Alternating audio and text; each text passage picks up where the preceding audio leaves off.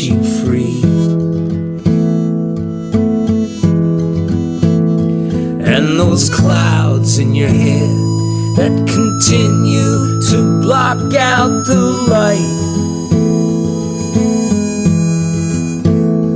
they were put there by you, and you alone can make it right.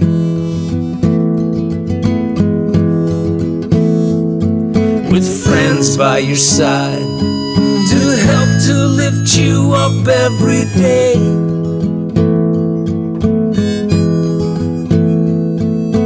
Love wins the fight in time to lead to come what may.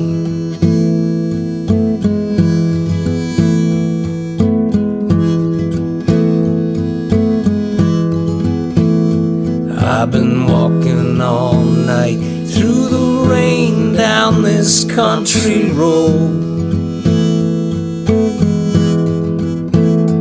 I've been waiting for the dawn to shine, to show me which way to go.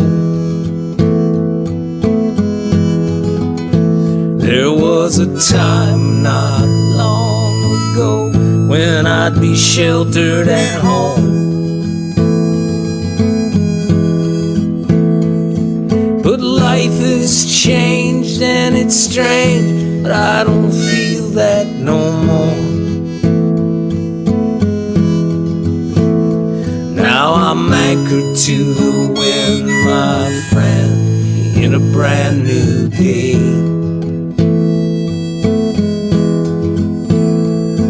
My heart is adrift in a gift, come what may.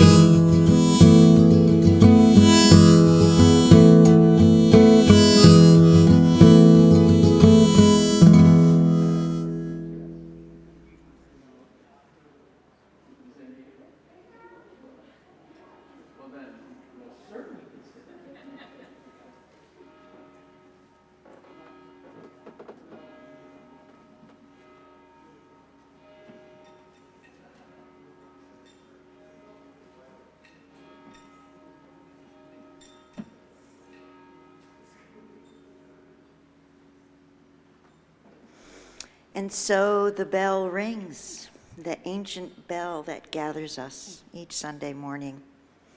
Good morning. And for those of you who are visiting or don't know me, I am Reverend Elaine Beth Paraslua, and I am the interim minister here at First Parish. And every week it is my pleasure to welcome you and to reinforce our mission, which is nurture the spirit, grow in community, and help heal the world. So, we extend a warm welcome if you are visiting, and today is New Member Visitors Coffee Talk With Me Day.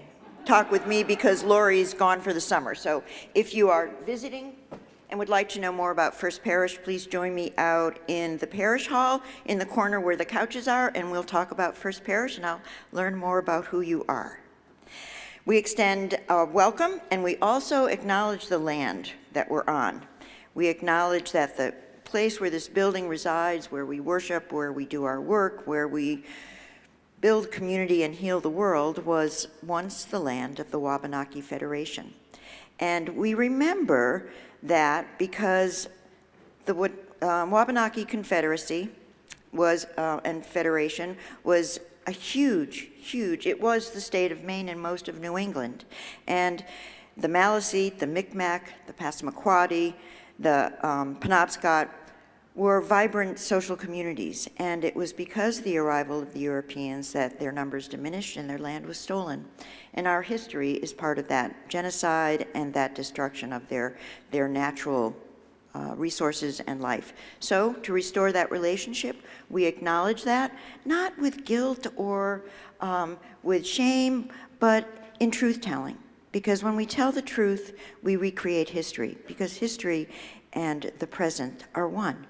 And we are living history right now, and it's important to be truthful about our history and the world around us. So we are committed to repairing that relationship and being in good and right relationship with those tribes. On the sides of the sanctuary or the meeting house are candles. You are invited to get up and light a candle to lift a burden from your shoulders, to share a celebration and a joy, or to just acknowledge something that you are carrying with you that is important to let light into. So during the music, during the meditation, please get up and light your candles as you are inspired. I also want to acknowledge that there's no children's programming during the summer, and we like to acknowledge every Sunday that we so appreciate our families and our children and our youth and the vibrancy of the future of our denomination and this church. And our faith formation person happens to be here, serendipity, because Devin couldn't be. Tobin, wave. So if you know of families or want to know more about our programming for children, you can speak with Tobin after the service, and he'll let you know what's going on in the fall, because we have some special things planned.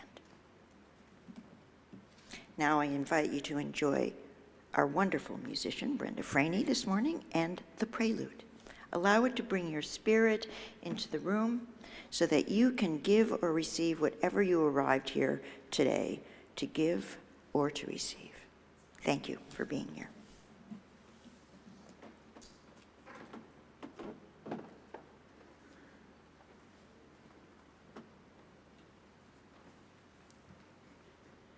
It's actually not Brenda doing the prelude, it's myself. I'm Dina Hastings, and this is Bob Fowler.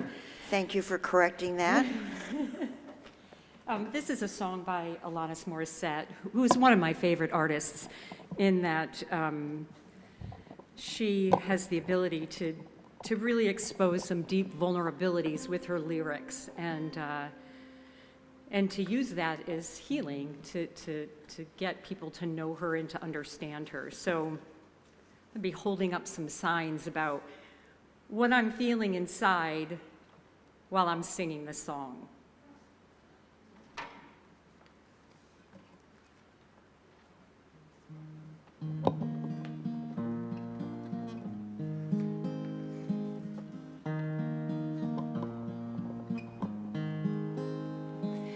There are so many parts that I have hidden and denied and lost. There are so many ways that I have cut off my nose to spite my face. There are so many colors that I still try to hide when I paint. And there are so many tunes that I secretly sing as I wait. You come along and invite these parts out of hiding. Oh, this invitation is one that I've stopped fighting. Oh, thank you for seeing me. I feel so less lonely. Thank you for getting me. I'm healed by your empathy. This intimacy. There were so many times I thought I'd die not being truly known. And there are so many moments forever lonely in my vocation. You come along and celebrate each feeling. Oh, and there you are, all honoring and inspiring. Oh, thank you for seeing me. I feel so less lonely. Thank you for getting me.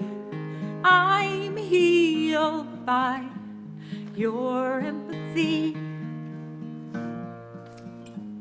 This intimacy. There was a day when the trust that was being asked of me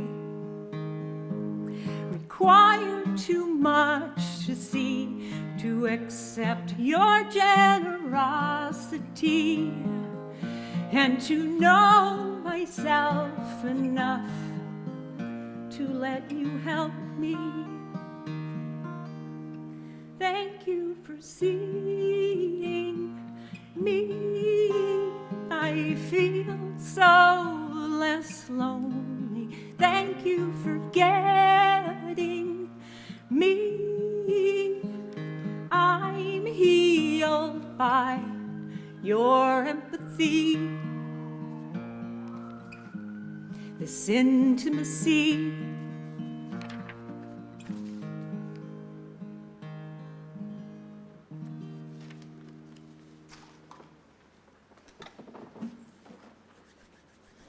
That was stunning, Dina and Bob. Thank you.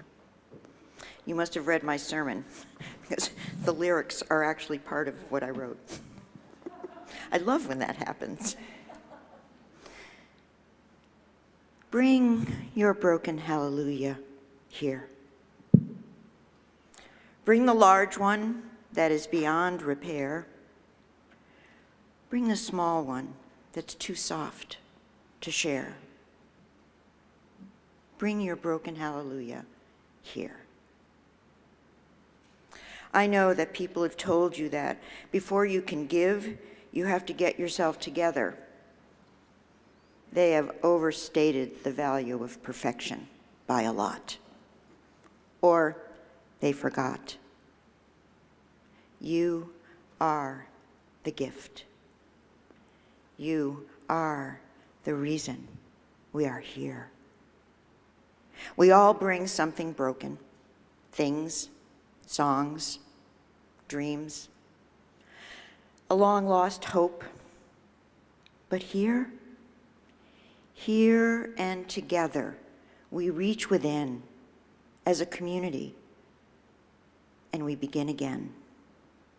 And from the pieces, all the many pieces around, we will build something new. And there is work for every one of us to do. Each one of us that brings the piece that's important to you here. We are all part of what makes this world whole. I invite you to follow Brenda. I know it's Brenda this time. And we'll sing Around. Come, come, whoever you are. Thank you. I was going to try to sneak in the round part because... Oh, you didn't want me to scare them? Yeah, exactly. So we're going to be doing hymn number 188, Come, Come, Whoever You Are. A lot of us are familiar with that song, but some of us won't be. We have new people who've joined us, and it's been a while, I think, since we've sung it. So the words are by Rumi, set to a lovely little tune. So what we'll do to get everybody kind of like into sync with it is I'm going to play the melody line on the piano twice through, and you guys will sing it in unison and join in when it feels comfortable for you. So if you'd like to stand, if you're able. Rise in body or spirit, yes. There you go. And I'll get started here. I'll help lead you in a little bit. And if anyone knows the descant, though you've broken your vows 1,000 times, I see a couple voices, be able to chime that in as well. Wow, that would be awesome. Okay, here we go.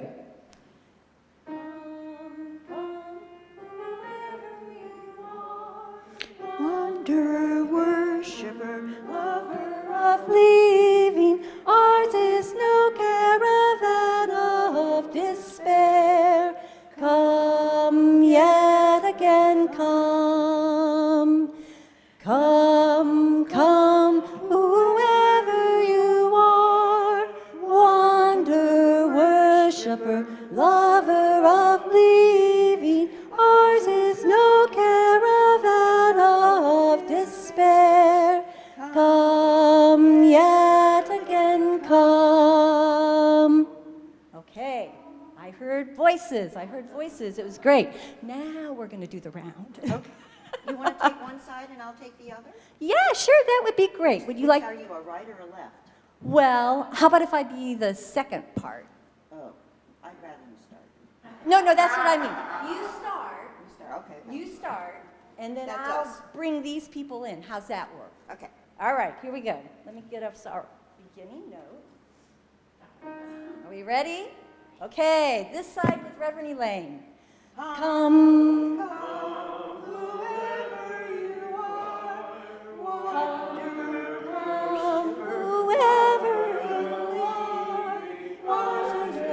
worshiper, lover of living. Ours is no caravan of despair.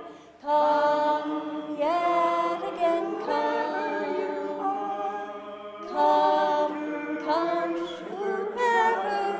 whoever you are, wander, worshiper, lover of living. Ours is no caravan of despair. Come yet again, come, whoever you are, wander, worshiper, lover of living. Ours is no caravan of despair. Come yet again, come. That was so good.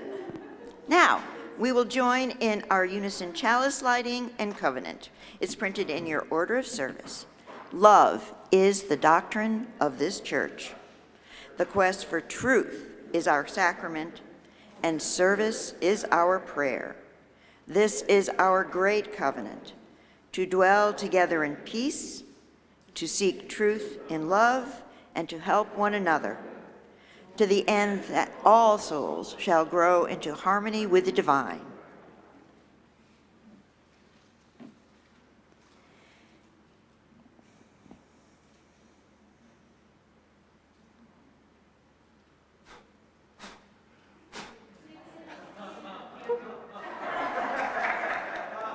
Thank you, Alan. So I'd like to invite you into sort of a special time of prayer and meditation this morning. I'm going to start us off with a poem by Wendell Berry, and it's about a spiritual journey. And I believe that churches exist, and we'll get more into that, so that each of us can discover that path that we're on to live a fulfilling and meaningful life. And we all find different ways to our spirit. And I'm going to invite you to explore that in silence after the poem. The world cannot be discovered by a journey of miles, no matter how long, but only by a spiritual journey. A journey of 1 inch, very arduous and humbling and joyful, by which we arrive at the ground of our feet and learn to be at home. So take a moment. Ask yourself, how is it with your heart? Do you need to bring a broken hallelujah? Do you need to be seen? Do you need to be with others? Do you seek a mountaintop? Close your eyes as you're comfortable. Lower them from top to bottom.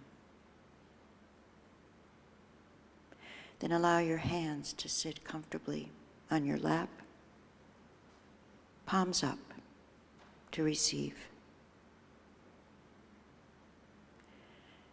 And enjoy your breath in and out.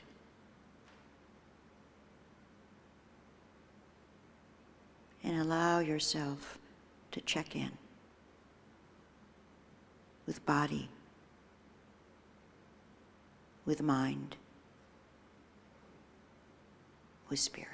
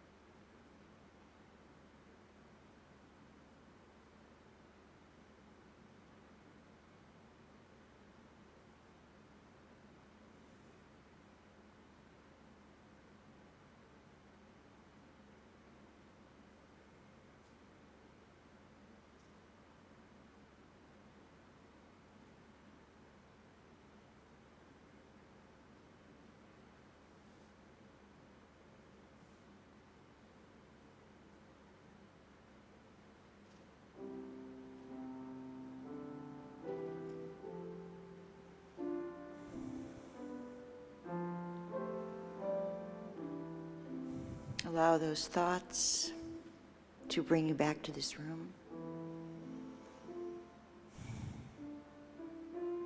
Lift your eyes from your heart. Open them. Notice who is around you. Notice the space. And then enjoy Spirit of Life. It's number 123, and we'll remain seated as we sing.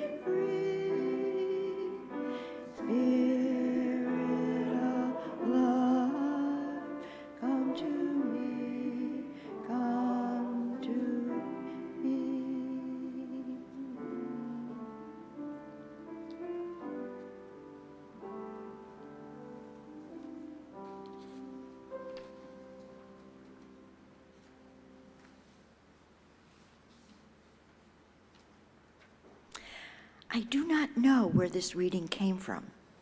I wish I knew who wrote it. It's wonderful. It's a poem that's been in my collection for years, and I hope you'll enjoy it. It's called Community. In community lies strength of numbers to support the sick and the weak. In community, somebody hears me with louder speaking voices are present. In community lies public purpose to shield from the harshness of life, to offer and receive common friendship, to protect from the gun or the knife. In community, we teach each other about science and art and sport. And from this we gain our vitality, and through this, our sicknesses are fought. In community, others surround you, their dreams, their love, their faces encourage our hearts to prosper, our minds to accept other places. In community lies all our ambitions, without which our fears grow larger. Together, we make sense of being and bring joy and length to our years. I found that poem long before I read *Sapiens*. How many of you have read this? It should be required reading for everyone who wants to vote. Absolutely. And I think the first 20 pages I've read like 4 times, because it's everything that was in Dina's song. It's everything that was in that poem. It talks about sapiens, and prior to 70,000 years ago, for millions of years, there were about 6 different, at least 6 that we know about, different Homo species. And between 70,000 and 30,000, one species dominated the world. And there's some controversy whether that was, some people promote the intersectional reality, that is because the different Homo species intermarried and had sex and offspring, that we blended into one genetic pool. But that's actually not quite true, because there's only about, like, in all the DNA in the world, there's less than 1% of Neanderthals. So we didn't intermingle a lot. Very, very few times, and very occasionally.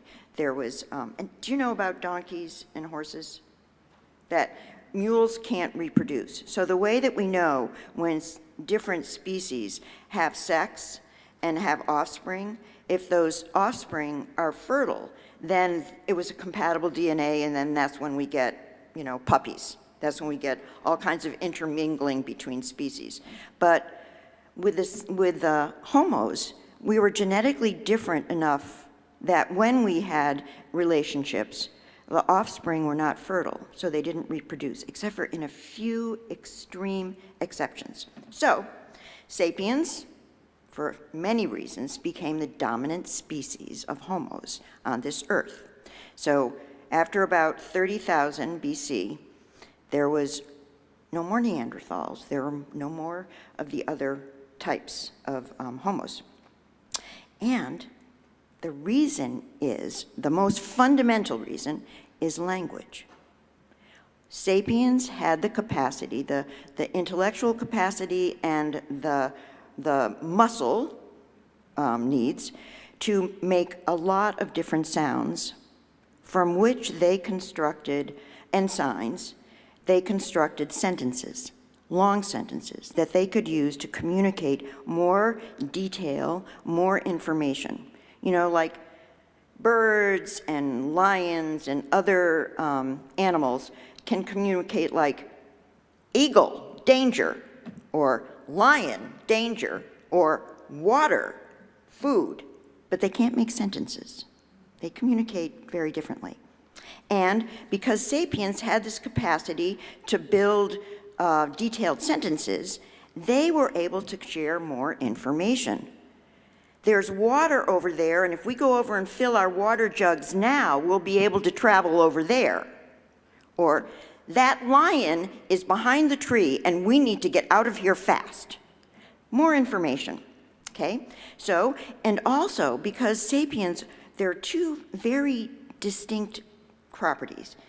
They are very intolerant. They do not like anything that looks, smells, appears, talks differently. So at the same time that they have this deep intolerance, they also were very social beings, and they really, really wanted to have community. So how do you take care of this one and have this one? By communicating gossip. Sapiens were the first homos to be able to say, "Don't trust her. I saw her steal a peach from that other person."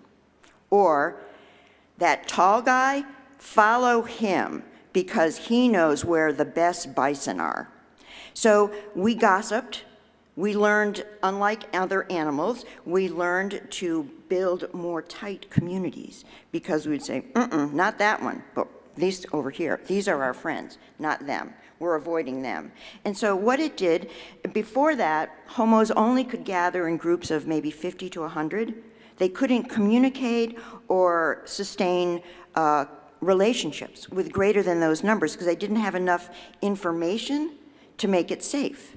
So sapiens, because they could gossip, they could build larger and larger groups because they could say who was in and who was out, who was safe and trustworthy, who was not trustworthy.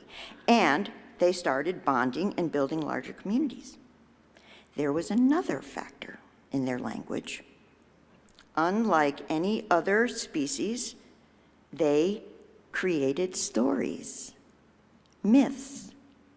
Sapiens were the only beings on the earth that believed things that weren't true, that made up things that didn't exist.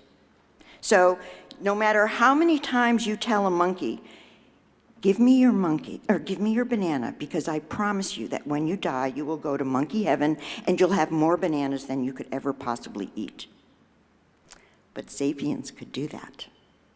They created myths about creation. They created myths about money. They created myths about how the earth turns or doesn't. They created myths about who was good and who was evil. Only sapiens learned how to tell myths and how to have people believe them. Fiction not only enabled us to bond and connect over what we believed was true, it also enabled us to imagine and to be creative. So that myth building, while it has created a few problems, it also allowed us to develop intellectually, mechanically, scientifically, and creating myths bonded us one to the other in a very deep way. And those shared myths, combined with gossip, allowed us to cooperate more flexibly and to build more intricate relationships and communities that could then cooperate on more complicated progress. And that's how we got here. Shared beliefs, gossip, knowing who we could trust, knowing who we couldn't trust, being intolerant of those we couldn't trust, and needing to bond and be seen by the people we do trust. Wow. We are genetically programmed to be exactly where we are. And for 33,000 years, we have been arriving at this moment. The good news is that you read the book, and he also has a sequel, Duo, which is what's coming after Sapiens, hopefully. We can figure our way out of where we are. If you know you're intolerant, you can teach yourself to be tolerant. If you know that you're genetically programmed to be anxious and afraid when things are uncertain and when you're not being with the people that you know, you can do things to build your courage, to be able to explore what is unknown, to be able to invent with your imagination ways to be courageous, to be tolerant, to figure a way out of whatever mess you've created. Which is why we're all right here. Churches actually were created for exactly that purpose. Those myths, religious and spiritual, were created to help people to be safe, to help them live meaningful lives, to try and help them with whichever group you were bonding with, to have a safe and productive community in which you could build meaning and purpose. Now, sometimes it's hard to remember that we all had the same intentions when we created our myths, but truly we did. So, there's a play called Dancing of Lunasa. Have you ever seen it? It's about Ireland in the 1930s, and they were just going through the Industrial Revolution, and they were experiencing a lot of fragmentation and new science, and everybody was nervous about what was going to happen to their jobs, what was going to happen to their resources, how they were going to live. And Brian Frales wrote the play, and he wrote this. One of his characters was one woman. She had 4 sisters, and she was really nervous about this factory that she worked in because she thought she was going to lose her job because of mechanization. She says, "You work hard at your job. You try to keep home together. You perform your duties as best you can because you believe in responsibilities and obligations and good order, and you try to sustain good order in all your behaviors and actions. And then, suddenly you realize there are hair cracks appearing everywhere. That control is slipping away and order is disappearing, that the whole thing is so fragile it can't possibly be held together any longer. Everything is about to collapse." Anybody else feeling like that? Yeah, raise your hand. Doesn't it feel like everything is about to collapse? And haven't we seen some of these fragile hairline cracks moving through our society, our governments, our world forever? Whether it's environmental, whether it's civil rights, whether it's economic, whether it's housing. We didn't just arrive here today. Those cracks have been building and weaving their way through our fabric of society for a long time.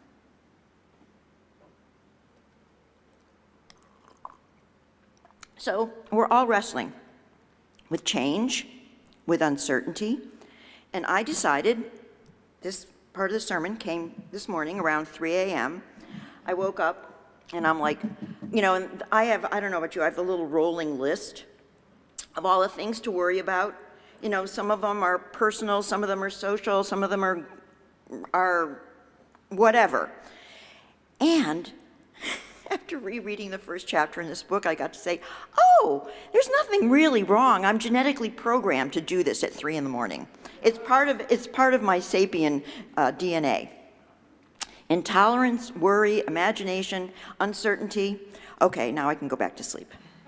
Sometimes when that happens, I have to get up and write a list. The list of to-dos that I don't want to forget so that the world won't fall apart. Does everybody have that list? Keep it handy. We're going to need it. So, one of the things that we try to do here at church is provide you the space to unfold and talk about those anxieties. A sermon or a service or music that helps you reflect on your own uncertainty, your fear. And one of the things that we also provide is chalice circles. Where's Barbara? Barbara DeSaris, rise as embody your spirit. She and Kip do most of the organizing and facilitate a small group. How many of you are in chalice circles? Oh, good. See, that's probably why you're here, because you have a chalice circle that inspires you to come. Okay, we can all go home now. I wanted you to know about the chalice circles and that it's one of the ways to have a smaller group of people to build relationship with, to build intimacy with, to share and grow and to have that spiritual journey with. And most of our groups form around very much normal to sapiens, around things that we have in common. So we have specific groups that share something in common. We have general groups where they don't have a lot in common but each other. And we want to build more groups. Because what we found during the pandemic, that many people stopped coming to church or having a connection to First Parish, but they kept in touch with their chalice circles. Very few people who were part of a chalice circle became completely disconnected. And this is essential. to have something that keeps you connected to your community, to your sense of belonging, to be seen, to belong, is why this First Parish exists.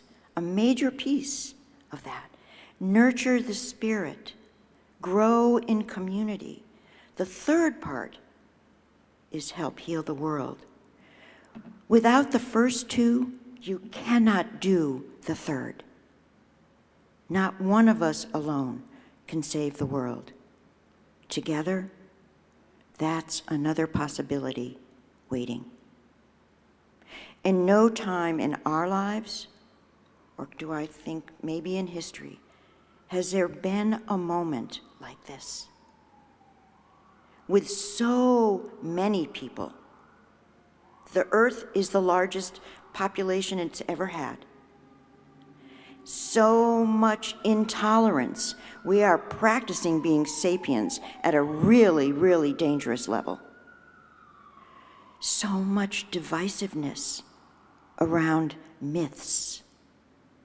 Everyone has their own myth that they're holding so tightly to, not making room for another possibility. So, we need to go small. We need to have small groups. We need to have small encounters where we can learn more of that language that served us 30,000 years ago and will serve us so well today, forming new sentences, new ways of relating, new myths that will help us to bridge the gaps. Small groups are intentional, they're lay-led, they serve whatever purpose you need them to serve. And I have a sign-up sheet in case those of you who aren't part of a Chalice Circle would like to be part of one. When Lori comes back in the fall, we'll be building new Chalice Circles. So put your name and your email on that list. It's on the little round table in the parish hall. And then we'll know who would like to be. And I'm going to leave that out every week, and we'll put something in the newsletter so that people can sign up for these Chalice Circles. And then Tobin and Kip and Barbara and Lori and I will figure out how many new groups we need, which groups are open for new members, which groups are large enough. We want them to be 8 to 10 people. So it's small enough for you to feel safe, for you to feel like you belong, and for you to feel like you are seen.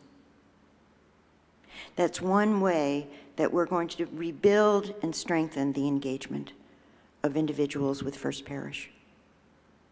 I've also started a conversation about zip code groups, and I wanted to share it here, and you'll get more information about it.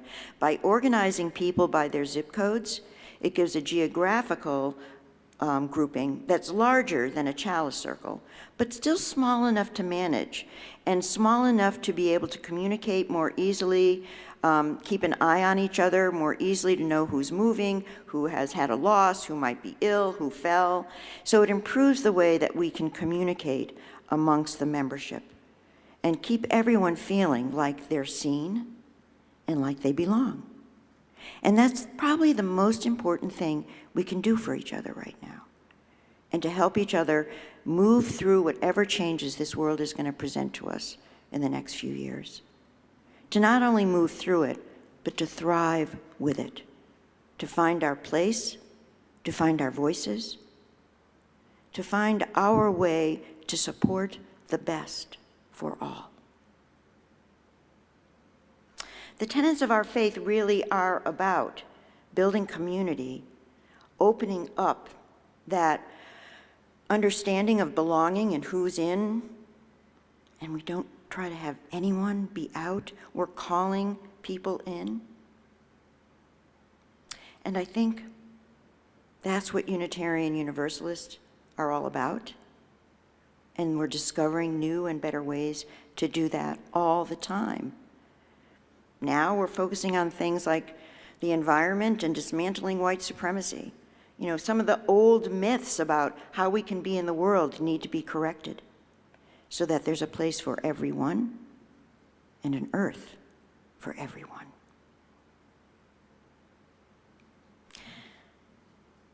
I see myself in your eyes. Namaste. I see you, all tenants of many different faiths. Where religion has tried for centuries to let us all know we belong, we are important, our living and our dying has purpose. Every religion has a different myth or story about why or how to do that. Ours starts with the dignity and worth of every human being, the first resistance to sapiens' intolerance, to try to bridge those gaps between myths. And I've heard from some of you recently, and this will be another sermon, that right now that's hard to do. So we'll devote a service to thinking about how we do that today. Respect the dignity and worth of every human being. But right now, we remember that we do, even when it's hard. We remember that this is our place to bring our broken hallelujahs and our questions, to teach each other together. This is our soothing balm, B-A-L-M, to face the world, to be able to go out there with tolerance, with a sense of belonging, with a sense of community that builds your integrity and your strength. First Parish, plaited together with multi-stranded cords of individuals to create kindness and compassion, offering gentleness and wisdom that's hard to find on the other sides of the doors, to help the helpless, to bring hope to the hopeless, to see that change cannot necessarily be scary, but can be embraced, and that we can help it to be the best it can be. In community lies strength of numbers to support the sick and the weak. In community, somebody hears me. Somebody sees me. In community lies a public purpose to shield from the harshness of life, to offer and receive common friendship, and to protect from gun or knife. In community, we teach each other about science and art and sport, and from this we gain our vitality. And through this, our sickness is healed. Here, in community, we surround each other with our dreams, our love, our faces, and we encourage each other to prosper and to grow in body and spirit and mind. In this community lies all our shared ambitions and makes all our fears smaller. Together, we make sense of being, bring joy to each other, and length to our years. May it be so. Do you come forward and lead us in song? We're going to sing together, so I invite you now to sing sort of the essence of the service, and Dina will inspire us this way, just as she did in the beginning. We're going to sing Lean on Me. It's the words are in your order of service. It's in the teal hymnal. So if you have a teal hymnal, you can look at 1021. If not, the lyrics are in your order of service. And yeah, they're in the insert. Yeah. The insert. Yeah.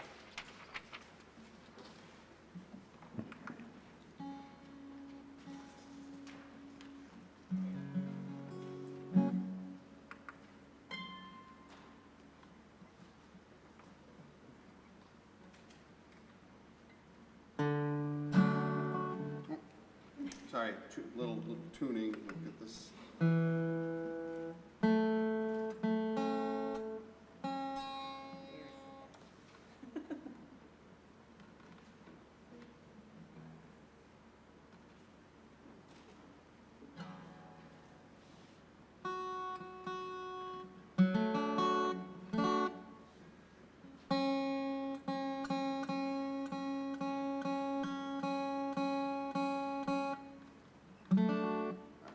We'll all feel better.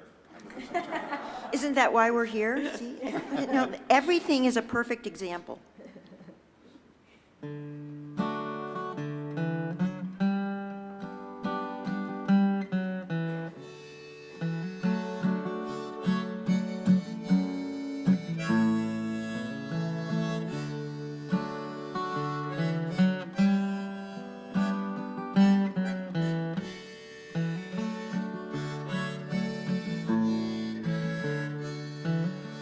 Sometimes in our lives, we all have pain, we all have sorrow, but if we are wise, we know that there's always tomorrow.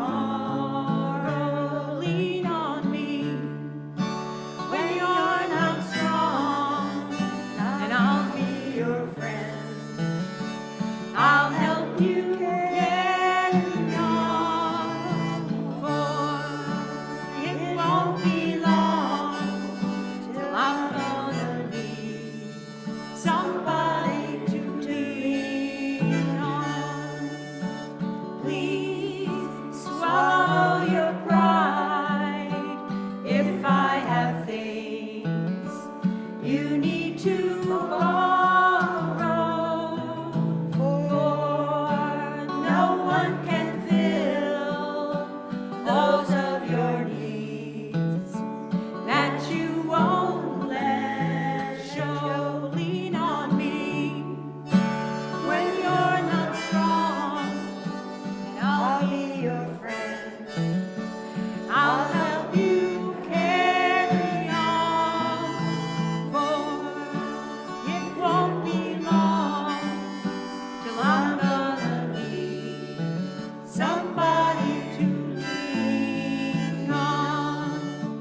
If there is a load you have to bear that you can't carry, I'm right up the road. I'll share your load if you just call me. Lean on me when you're not strong, and I'll be your friend. I'll help you carry on, for it won't be long till I'm gonna need somebody to lean on. You just call on me, brother, if you need a hand.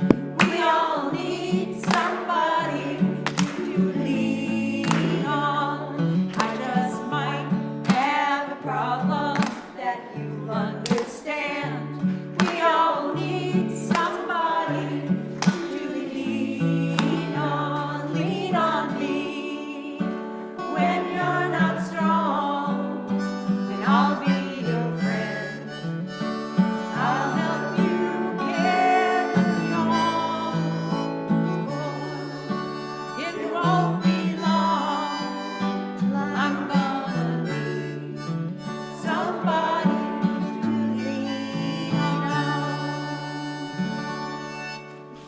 Did you hear that reference to the zip code group right there? It just says, I'm right up the road, I'll share your load. If you just see, it's a demand right in the song, zip code groups.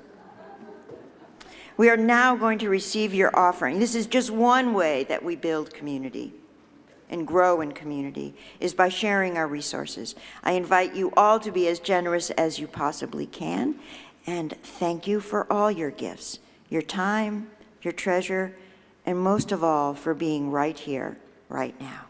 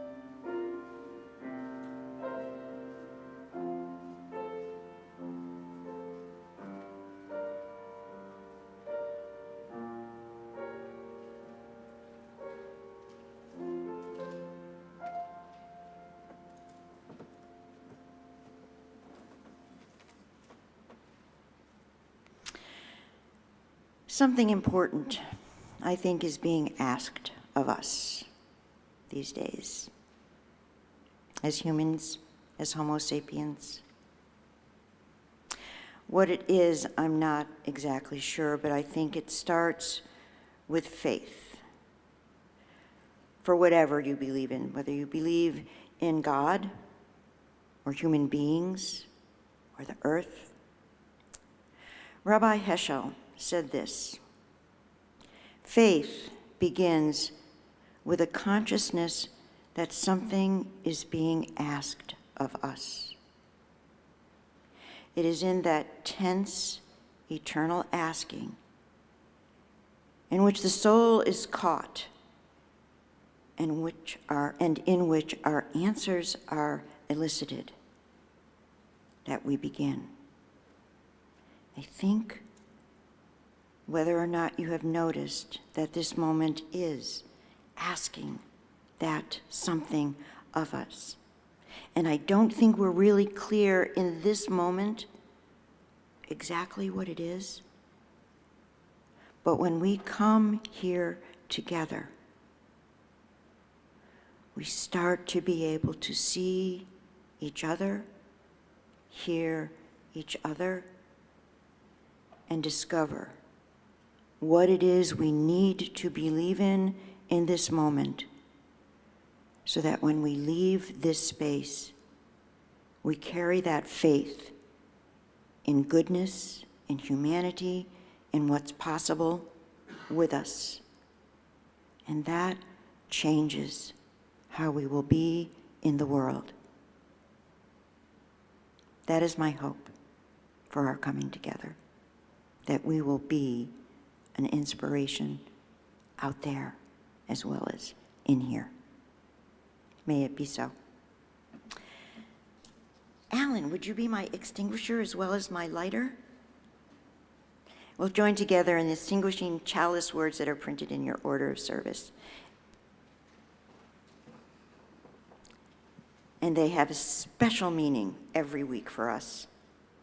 we extinguish this flame, but not the light of truth, the warmth of community, or the fire of commitment. These we carry in our hearts until we are together again.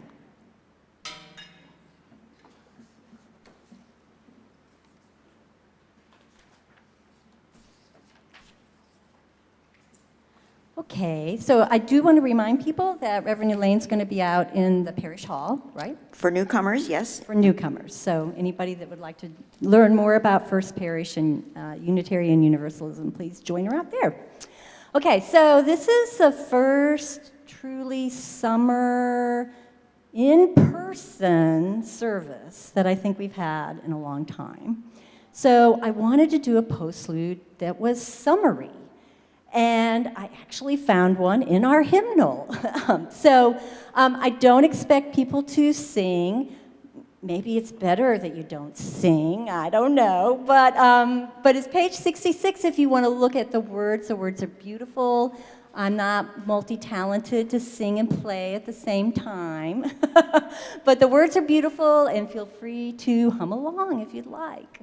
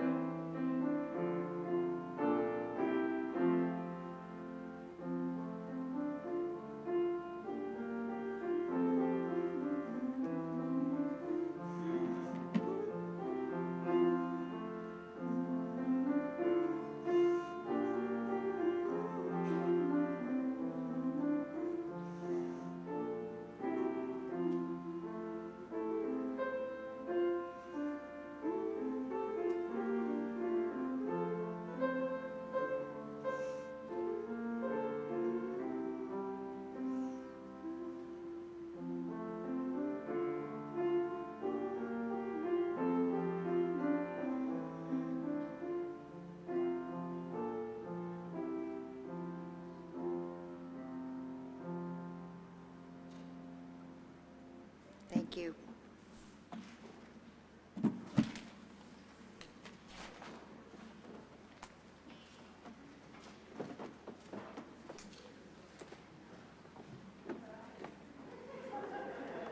Remember that sign-up sheet if you're not already part of a chalice circle.